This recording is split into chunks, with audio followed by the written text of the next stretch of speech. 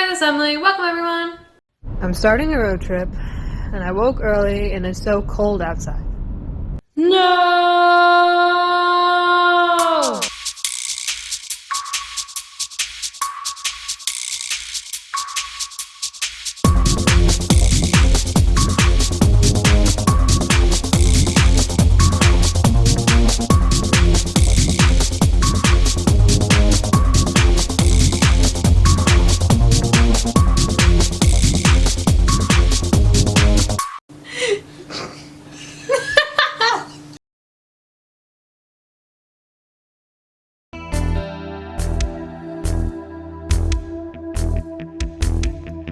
My first stop takes me to Marietta, home of the world-famous Big Chicken. Check this out. The weekend eyes move. The Big Chicken is really big. It's 56 feet tall. The 56 probably represents the construction of this restaurant in 1956. The Big Chicken part of the restaurant was constructed in 1963 as a form of advertising to bring drivers into the restaurant. Now the Big Chicken is a reference point for directions when people need to drive through Marietta. For example, when people need to drive from Truist Park to downtown Marietta, the directions are go north on Cobb Parkway and make a left at the Big Chicken.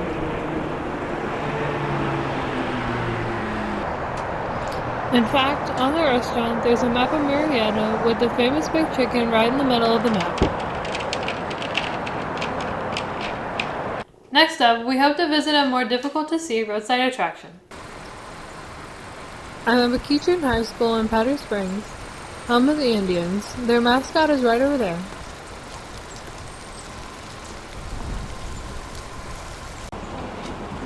This mascot is actually a Muffler Man installed at one of their end zones. Not a very good view of the back, and we can't get to the football field from here. Okay, I'm on the other side to see if I can get a better view of the Indian Muffler Man. He's a little far away.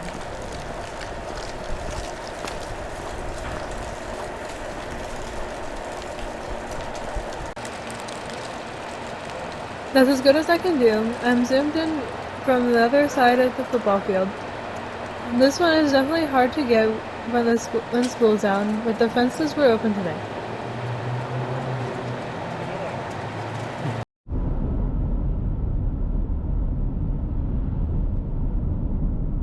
I'm now in Dallas, Georgia, and I have found a road tripper's treasure chest.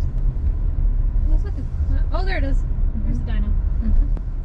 This is good. Oh, it is a clown head. Look, there's a body. It starts with 3 different varieties of Muffler Men.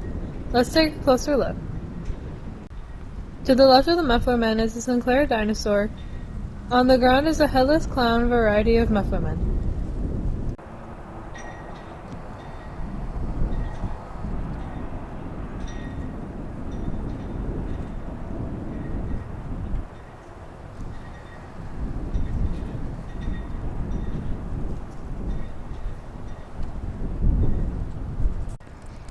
Close up with the Sinclair dinosaur, and there's a Sinclair sign behind him along the fence.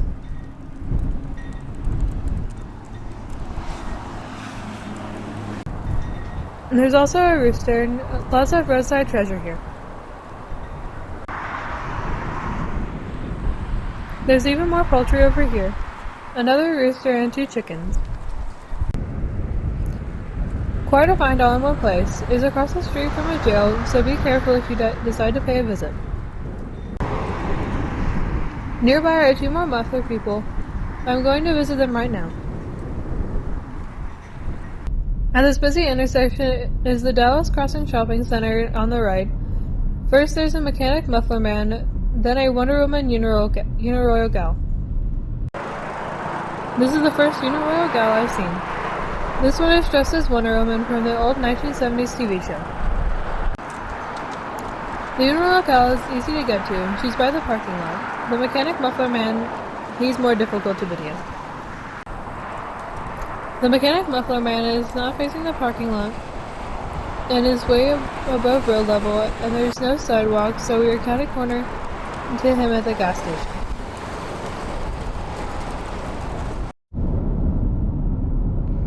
Moving on, I'm not far from Douglasville, and we're driving by a giant mailbox.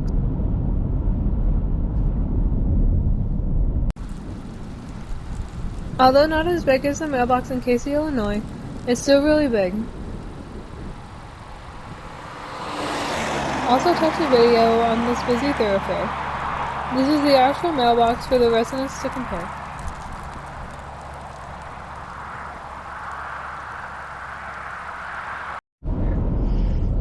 Now continuing westward on my journey toward the small town of Turin, Georgia. We've reached another interesting roadside attraction. This is Barbie Beach. Looks like the Barbies are all dressed up in their Georgia Bulldog gear. The team is ranked #1 in the country. This is a rather unique roadside attraction. I spoke with the owner of this property, and she said it was created as a protest. Back in the early 2000s, she had a rose garden along the property line, but when the power company put in electricity lines, they used DDT to kill all the plants, including her roses. Problem is, the roses were on her property off the right-of-way, so she took the power company to court and got a settlement. Not long after, she created Barbie Beach. Every so often, the owner goes to Goodwill and buys a bunch of Barbies and uses them in the display. The display changes from time to time, so in a few months from now, this will look different. Definitely a roadside oddity for sure, and the backstory is very interesting.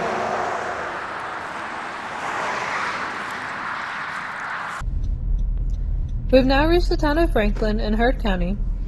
This is a cute little town. They have some decorations up for Christmas along their downtown square.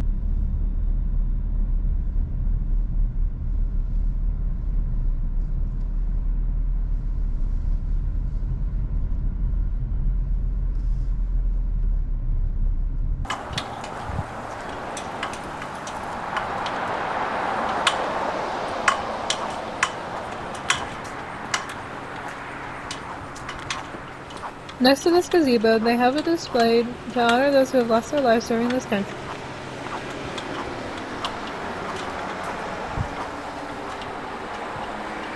This is Veterans Park, in the center of the downtown square.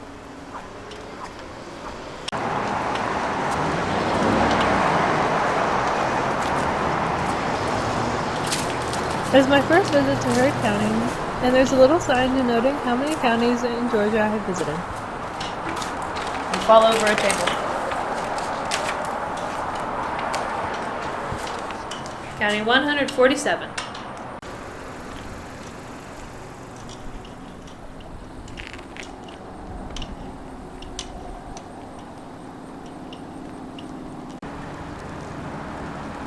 There's a sign that lights up at night. Welcome to Franklin. This is the old county jail. This facility held up to 16 prisoners on the second floor, and the sheriff and his family lived downstairs. That's interesting.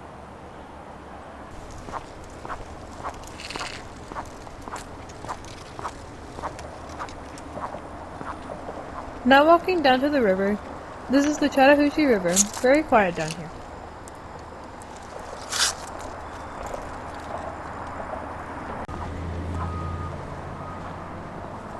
Behind the old jail are some restrooms and vending machines in a small park where children can play.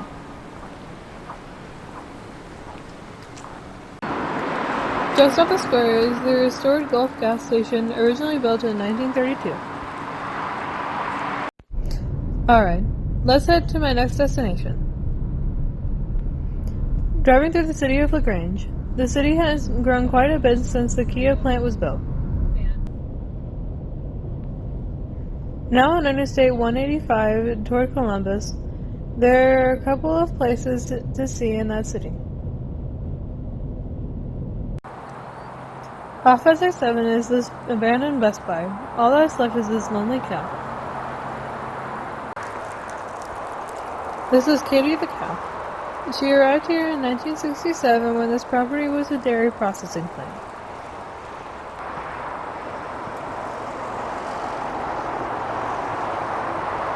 Years later, the plant was torn down, but the city bought a small piece of property for Kadie to remain there, while the Best Buy was being built in the place of the plant. However, Best Buy closed in 2019, and Kadie is still there, all by herself. Kadie is now a city historical landmark. Pretty surprising, this Best Buy couldn't make it on this busy thoroughfare adjacent to a mall. Also, it would be nice if some of this brush here were cleared so Kadie can be more easily viewed. Okay, heading to our next stop in Columbus. I'm at Linwood Cemetery, a historic cemetery not far from downtown Columbus. I'm paying a visit to the final resting place of a famous inventor. I'm at the rear of the cemetery. The big building is the doctor's office. There are many veterans of the Confederate Armed Forces buried here, including this person. This is the gravesite of Dr. John Stith Pemberton, a pharmacist and a biochemist from Atlanta. 2 years before he died, he invented Coca-Cola.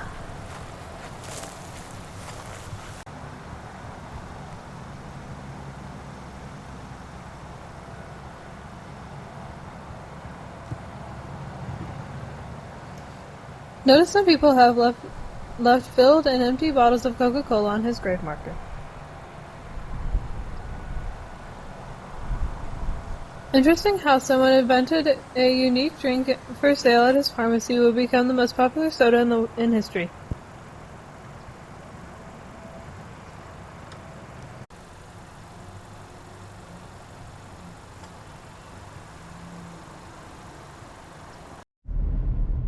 My mama hates visiting cemeteries. She gets this weird feeling, this energy from the cemeteries that make her uncomfortable.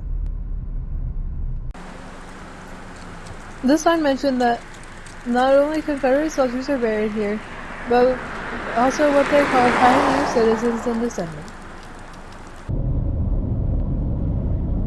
Now heading south out of Columbus to my next destination.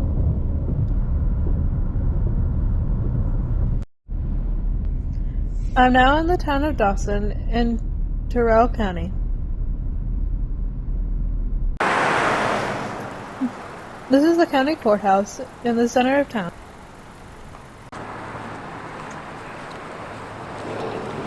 It's blowing away.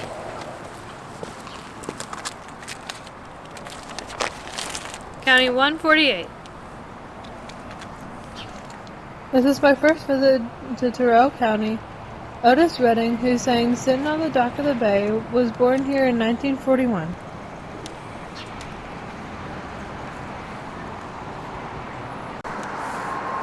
This sculpture is for Congressman James Matthew Griggs, who represented this region for 13 years until his death in 1910.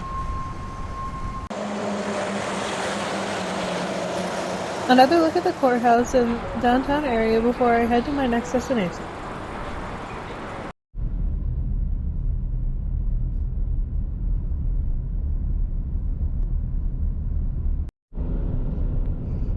I have a few more places to see before sunset, but they're all kind of close together.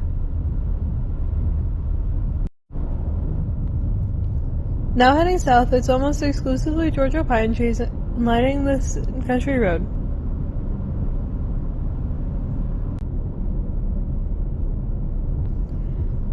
We're now entering the town of Morgan, the county seat of Calhoun County.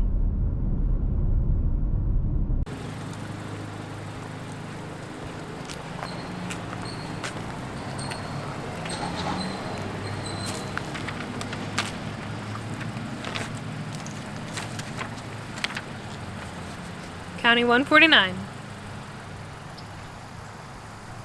This is the fairly modest county courthouse in the middle of the downtown square. There are some Christmas decorations like this tree and the snowman.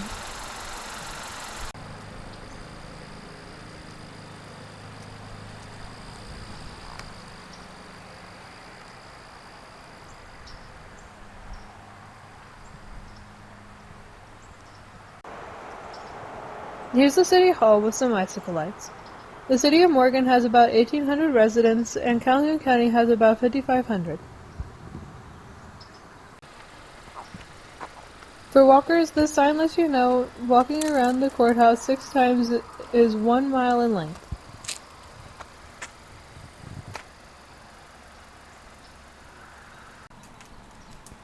One more quick look around, and then we have to get to more places before sunset.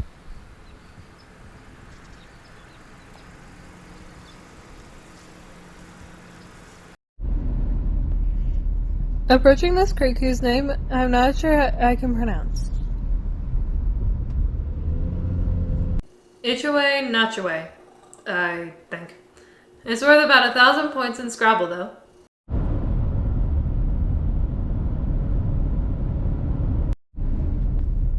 Now entering the small town of Newton, Georgia, not to be confused with Newton County in Metro Atlanta.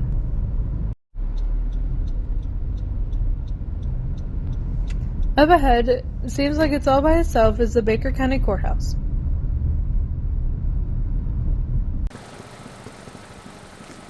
There's literally nothing around except this courthouse. It's so strange.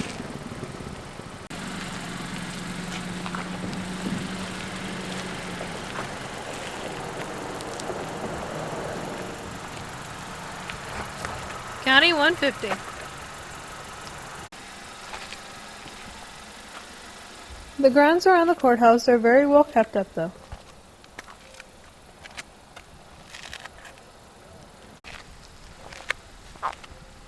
Notice the Georgia red clay is gone, and now the soil is very sandy.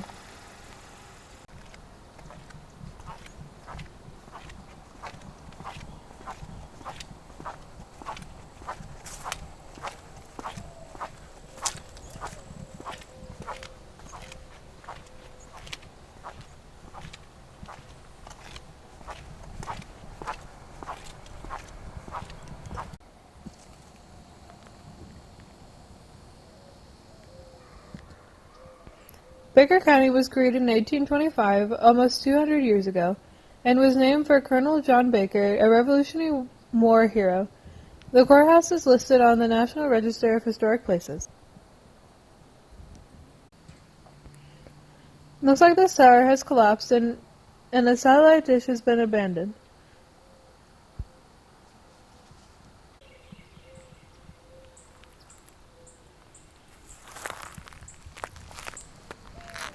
There's absolutely nobody around.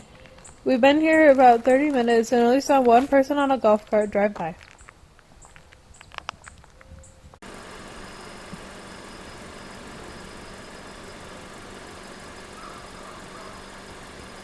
Getting a close-up of the clock atop the courthouse, looks like the clock is still using daylight saving time.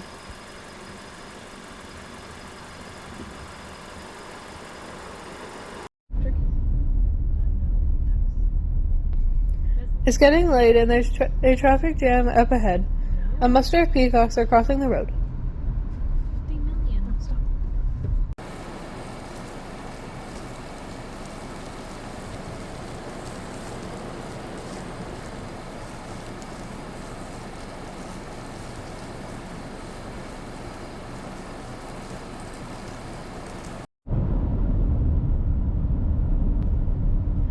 My last stop is on the Dixie Highway Scenic Byway in the town of Putney, not far from Albany.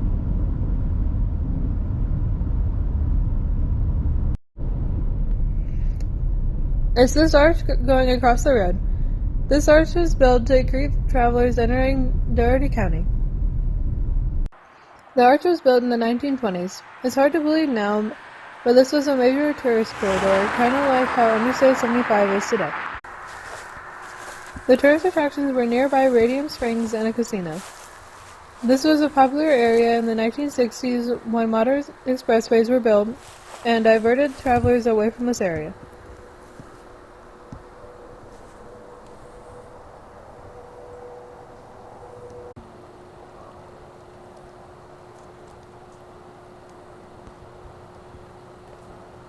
Still, this is kind of neat to see a relic of the Roaring Twenties in the al-BINNY area.